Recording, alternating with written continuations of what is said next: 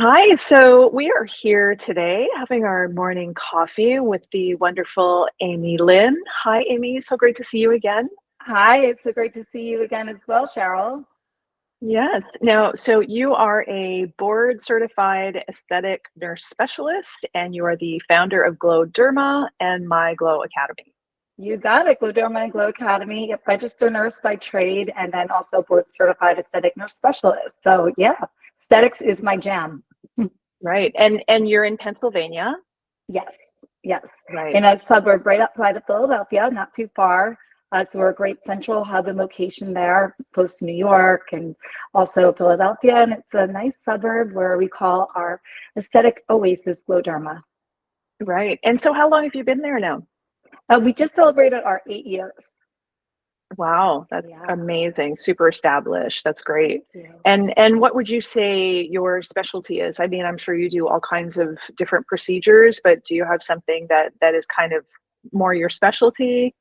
Yeah, for sure. So we do all non-surgical medical aesthetic procedures. So injectables is really like our primary focus. So, and for me, I've really taken on the regenerative side of medicine about the natural rejuvenation, biostimulation.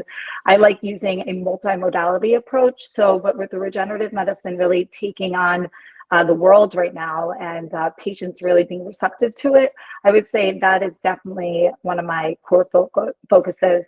And also a trademark now that I name the art of reversal, because now we're seeing the trend of maybe people who have gotten procedures for many years and they're kind of looking for a fresh start or have overfilled faces, a proper way and protocol to rejuvenate the face naturally and also incorporating some of the regenerative side to it. So it's really exciting. Right now, it's such a great time in our industry because there's so many things we can do. And I just feel like patients are ready for that natural rejuvenation, beauty from the inside out. That's been our tag from day one. And there's so many innovative techniques, procedures that are right on the horizon for us. Yeah.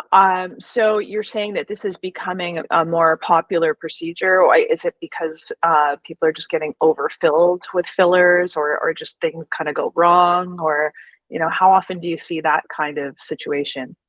Well, I've seen it, I see it very frequently, which is why it got me even more curious as to how to properly reverse filler, because hyaluronic acid gel and the fillers that are on the market, there are enzymes like Hylenex and hyaluronidase that you can use to actually, remove that and break down. It's an enzyme actually to break down the filler.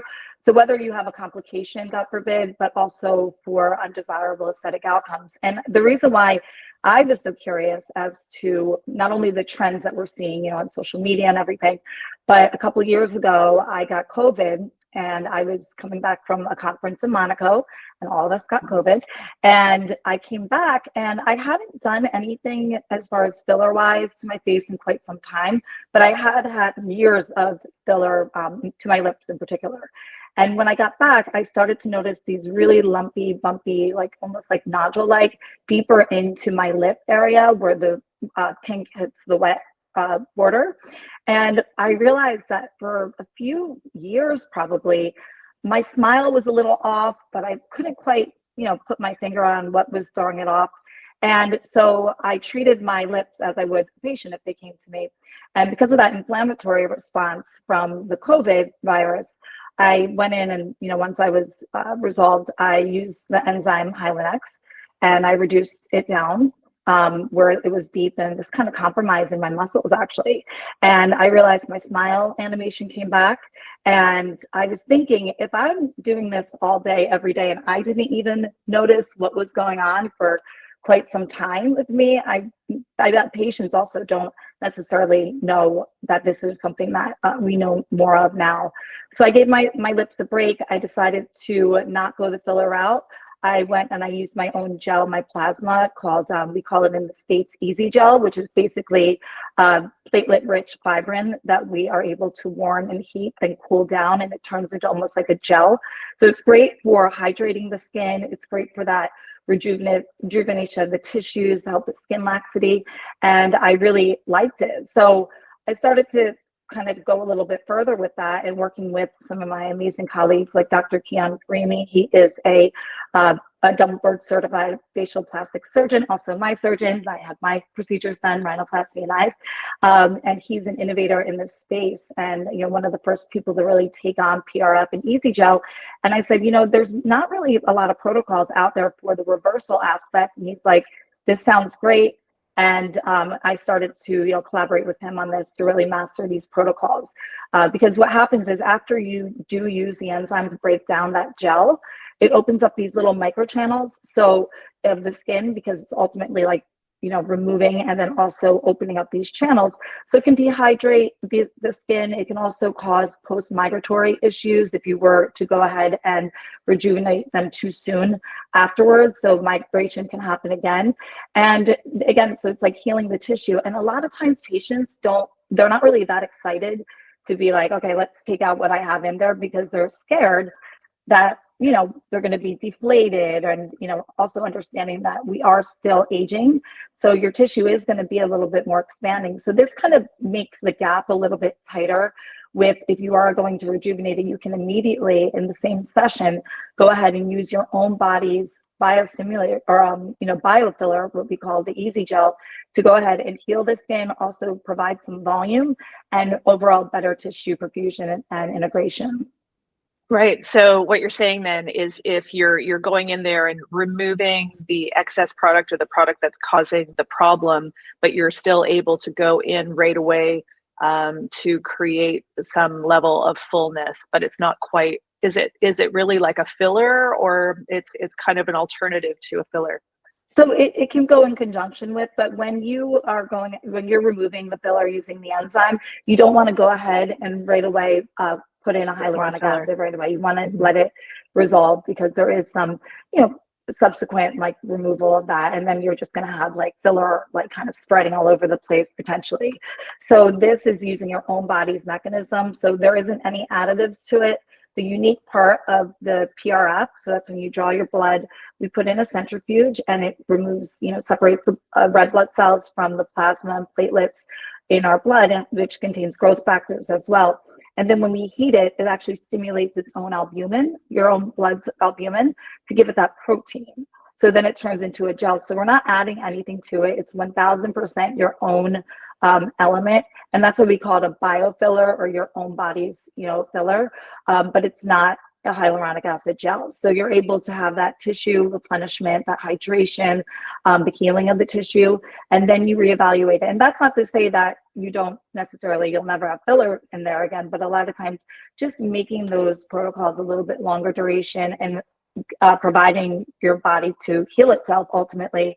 I'm just seeing much better results. We're not having so many post-migratory issues. Patients are really happy. Their skin quality is improved, and it's all good. Right. Yeah. I mean, I can imagine when you take this out of your body, like you're saying, migration, or maybe some kind of holes, or like leaving Little the channels. space that used to be there, that is, that's going to change the shape. I mean, you really have to know what you're doing in order to go back in after this removal, so that you're going to create that even look, and it's going to still have that fullness. Right. And the nice thing is that I also use ultrasound in my practice. So we're able to use ultrasound as a tool to be really intentional with our placement. So it's also, we're not having to use so much of the enzyme anymore. We can go in using a micro cannula, which is really safe and effective, and actually use the ultrasound as a guide to really target the area that we want to remove. I would say probably under eyes and lips are the two most common areas that we're seeing this build up. And it's not necessarily anyone's fault as far as like practitioners. We just know so much more now. We have more choices of different hyaluronic acid gels. Our techniques have improved, and it's just, as we're evolving, we're just refining our skills and our knowledge of the products and also our techniques. So I just think that like now people are like freaked out by filler and having filler fatigue. Fillers aren't bad. It's just, you just sometimes have to, reduce it and remove it and then start fresh. And that's another reason why I love adding in the regenerative products like Sculptra and different products that are making your body recreate its own collagen as the base. And now we're using fillers as more like the icing of the cake, almost like if you were doing makeup. The fillers are kind of like your details to help with like shadows and highlighting. And so we're not having to use so much filler. Right. Kind of like, I mean, I think back during, you know, how, I don't know how many years ago when it was like silicone, you know, and they're basically putting a tube into their lips. Like I have a Right. girlfriend that has that issue, and this top lip is like kind of permanently stuck in a way because of, you know, the material that was put in her body. And I mean, what's great right now is technology and products are advancing so much, you know, so much better and so much more efficient and better products for us, that we would hope that you don't get anything that's too extreme. However, it's just really about your injector as well. I mean, it's Exactly. everything, right? It's like your product, the technique, and the artists themselves that are doing the injections. Exactly. It's science. It's so much science, and then artistry is when you can come to life. When you understand the science and the foundation of these products, the safety, of course, and which is also a real, one of the biggest reasons why I'm so passionate about education.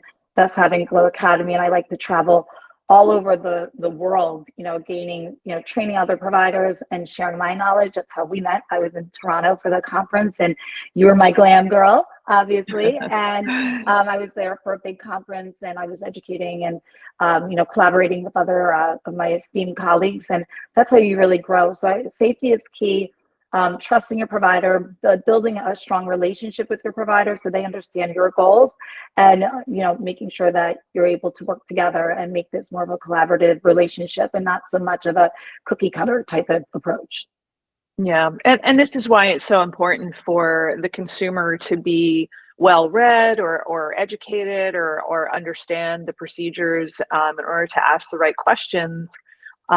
So how would someone find somebody who's reputable and good? Like what are the signs as a consumer coming to you, for example, that you know that your reputation is good?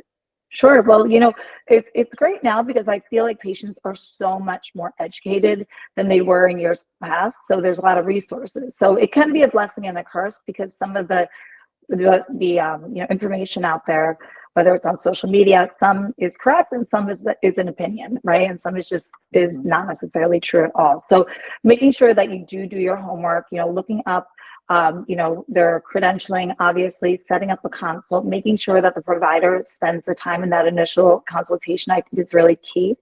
Looking at reviews, obviously, referrals. I mean, I built my whole business on patient referrals. That's how I really grew, was because they had a good experience. They're going to go out and tell others as well. So I think that Mhm. that also helps as well. And just, seeing how passionate they are about education and innovation. My patients love the fact that I travel all over the place and educate others, and that we have a actual training facility, and they see me out there learning new things and also bringing that knowledge back with me, because as an educator it makes me a better injector, and as an injector it makes me a better educator. So I love the fact that I'm able to do both, and one feeds into the others, and my patients Mhm. absolutely love seeing that and seeing me grow in that element, because they know that I'm bringing that back to not only myself but also my team. Right. And it's so important in any medical type field, which I would say this is education and learning about what's coming next, like what is the next technology, why it works. I mean, you're essentially like a doctor for the skin, really. Right. I mean, the Yeah. level of education you need is that intense. For sure. And, the thing is, they don't really have a medical aesthetics track, whether you're in, med school or PA, NP, or nursing. So when you come out of school, everyone kind of is starting off, ground zero, and there isn't like a standard training program. The really cool thing is unique.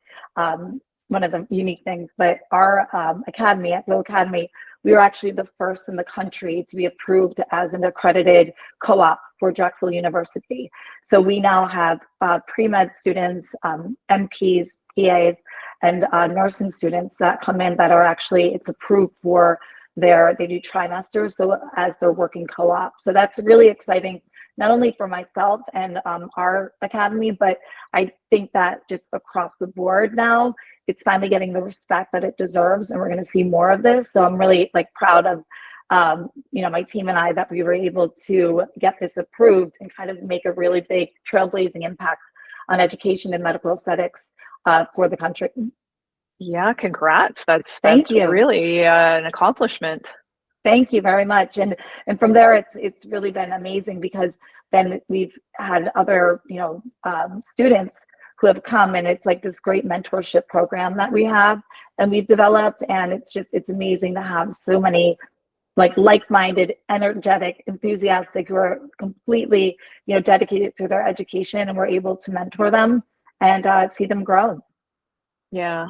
I totally get you too, because I used to be an educator for makeup programs here at some of the beauty and fashion colleges in Canada. And it's so great to, like, they're so eager and so passionate. Like, they really want to be there. It's not like you're trying to like catch their attention. Like, they love every aspect of it, and it just helps like pass your passion and knowledge and energy onto them.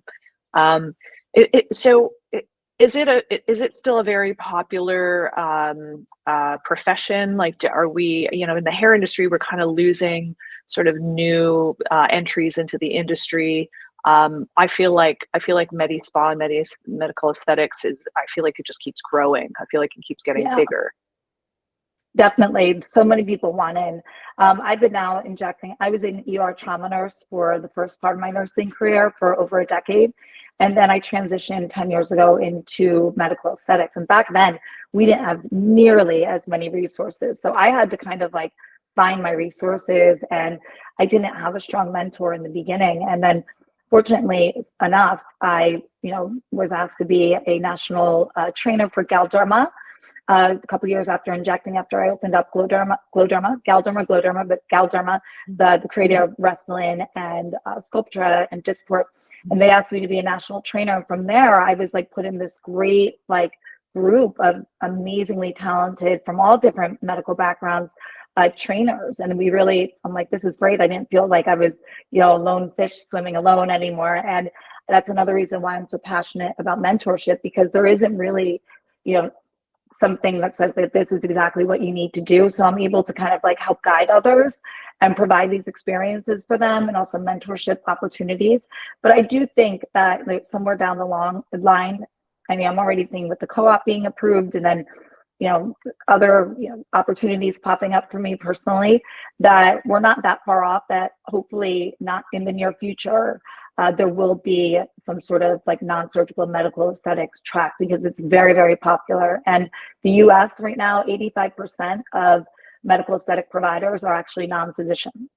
So it's kind of a big thing in that realm. So, and I think that also with understanding the safety and anatomy and all the core foundations, I think that sometimes people think that this is just like, because we make it look fun, because gosh, I love what I do, and I love that it looks like you're not working, but it's a lot of work. It's a lot of your own self education and investment back into yourself. I think that some people are a little misled by that, and they think that it's just like oh, no big deal. It is a big deal. You're first of all, you're helping people. These are optional procedures, so they could go anywhere. So that's why my commitment to education and safety and everything is 1010% with them at all times, because things can go wrong. And I think that when somebody in a patient is putting their trust into you, you need to give that back to them and invest back into yourself with the educational piece, so that you always know that you're doing the best for them. And just this is very, very personal experience, and that's why that whole patient journey is just one of my true passions, and I never ever want to lose sight of that. Right. Well, I hear you saying, as a student, to have a mentor, aside from just being a teacher and taking your classes, is that you have like a well-rounded perspective about the whole industry as well, which is important, because if someone's taking your course, like, what's the next step for them? Like, you don't just walk out of a course and you own a medi spa, right? Right. Like, you have to pay your dues, and you've got to have your practice. I mean, it's interesting, just before the call, and I just got a message from there's a Medi Spa bar here in Toronto, and that I guess I just get text messages from, and they're like, come in for like super cheap filler. And I'm like, that really scares me when I Yeah, see yeah. that. I'm like, okay, I guess it's like student day at the spa or something. But, Right. Yeah. Anything that but you they see need to that's do too that, cheap. right? Right. Anything that you say, anything too cheap or like, too discounted, it's a red flag. I mean, the premier products, they are expensive. And also you're not just paying for the syringe, you're paying for the credentialing, you're paying for the education, you're paying for the experience. So I think that like price hoppers, it's like anything, right? You pay for what you get, and that's something. So I'd rather give exceptional outcomes, and also work with the patient on their journey, like as far as aesthetic planning and taking a lot of time with that, so that their needs are being met safely and effectively. Mhm. Mhm. And so does someone come into you, as a patient and, show a picture of, I don't know, a brat doll. Let's say I want these lips, something like completely unrealistic, and you have to go, okay, Yeah, here's really what your face should have, because that's also part of it, like in the artistry is proportion, and knowing what a person's face can handle. absolutely. Balancing, making it harmonious, like it's all really important. So I also, I'm not a dramatic injector either. I won't over inject it. So as much as I give the autonomy to the patient, I also help guide them as well.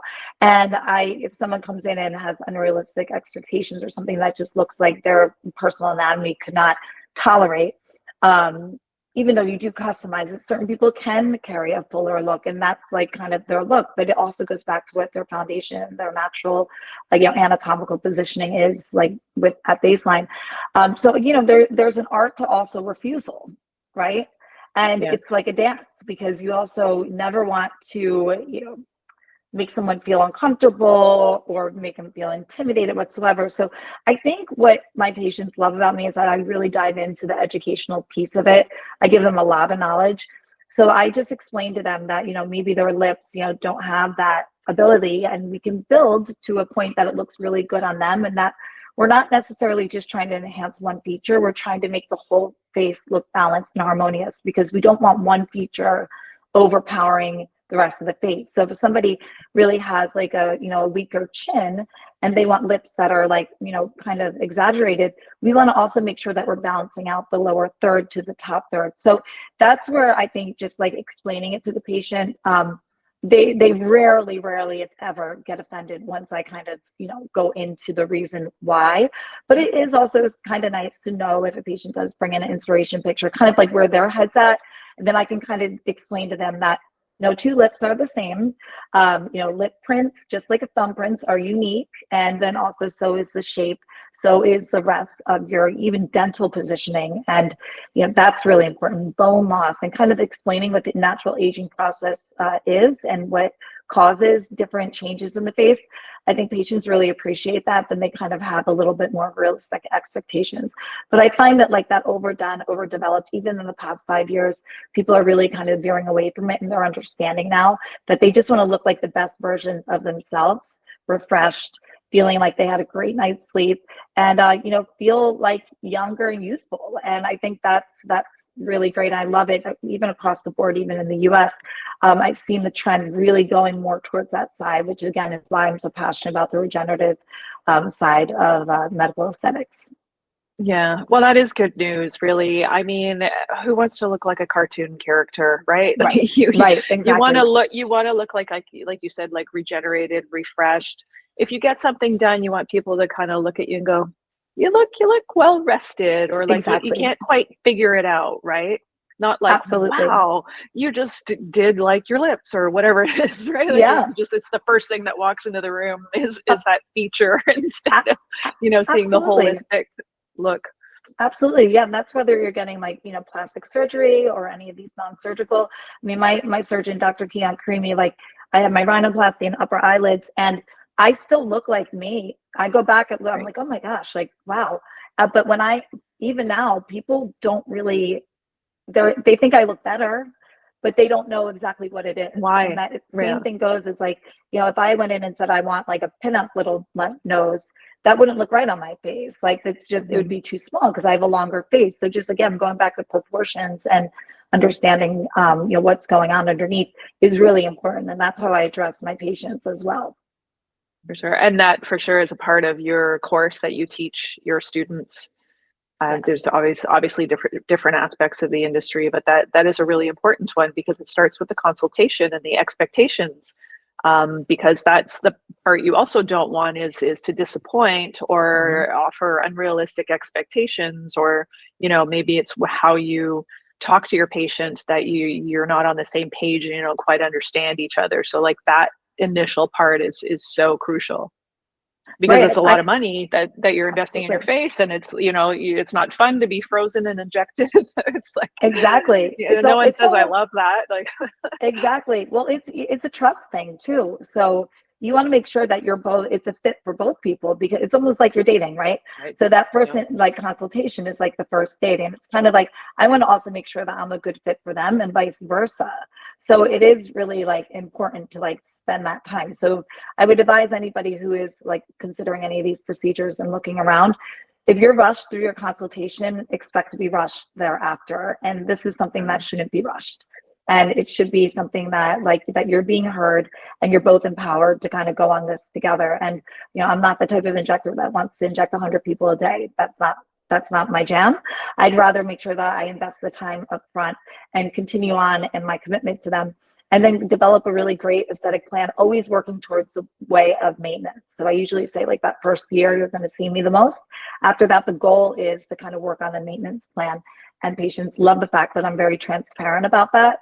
And then, for the ones that want to hop around and, price shop and everything, I might not be the right fit for them. And that's okay. There's many, many people to treat. I'm all about community over competition. But I don't want to lose like that focus and that style, because my patients are extremely loyal to me and I'm very loyal to them. So that's one of the beauty of our industry, is that we're able to really form these wonderful relationships.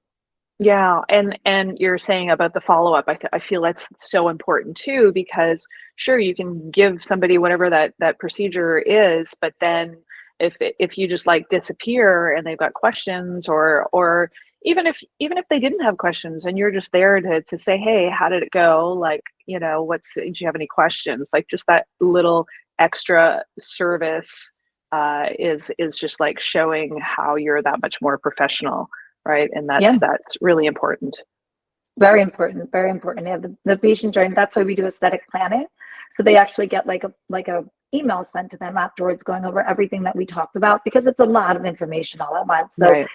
transparency, how many treatments I think of each thing, and kind of like also the finances with it, so there's not any of that pressure. Then they get a follow-up call, and then after I see my patients, I always have it, when you're the first time with me, have them come back around 2 to 3 weeks just so I can take a look at everything, and then we continue on with with their plan if they have any questions. So we're really high touch with that. That's great. Yeah, because as a patient or consumer or whatever, you can mess things up by doing things wrong. Like Mhm. you can I don't know, you could make the product migrate. Maybe if, you're not supposed to sleep on your face, or like those kind of tips, right?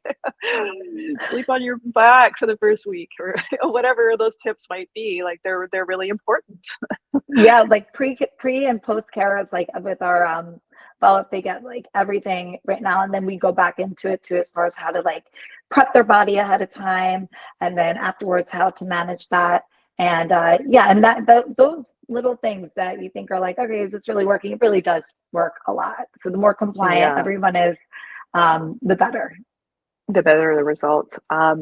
So you do a lot of traveling and teaching. Is that mostly a North American thing, or is that global? Like where have you taught, and what kind of seminars or conventions are you teaching at?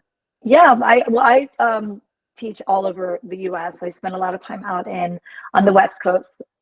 So hopefully one day I'll be bi-coastal, but the West Coast, out in the LA area of, I have a lot of friends over there in the industry, and I train out there a lot as well. So all over the U.S., top to bottom, not just in the Northeast region, but all over the country, and of course Canada. I was up in Toronto. I have a couple things coming up next year in the spring, in Vancouver. So we'll be doing a regenerative course, the cadaver lab as well, in conjunction with that, and some other really exciting things. And I've never been Sorry, what did you just say? cadaver. Cadaver I lab? did. I did. That was one of the things I Okay, did well, in we'll get back to Toronto. that one. I want to hear Yeah.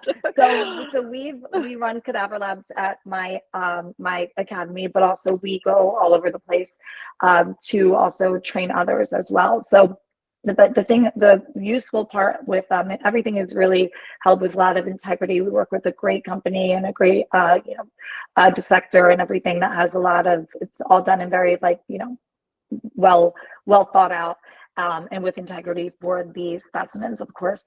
And it's a great learning tool, because again, in school you're not really learning the facial anatomy as far as like cadaver dissection. So we're able to actually do that with students and with attendees, to kind of go back and peel back the layers of the skin, and also actually inject and show where some of these anatomical positionings are. So it's a great tool to use as far as your anatomy lesson with medical aesthetic, because everything is driven towards facial anatomy and safety. Mm-hmm.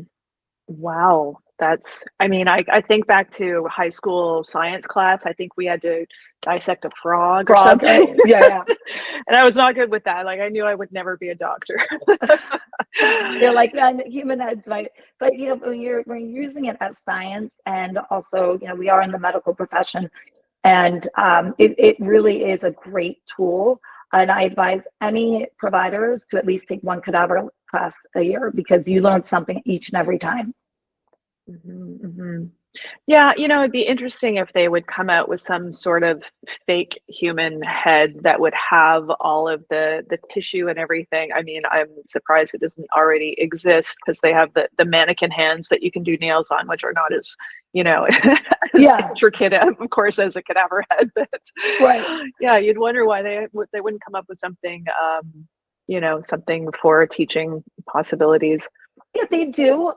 They have some things even for online learning too, but it's kind of not necessarily the same.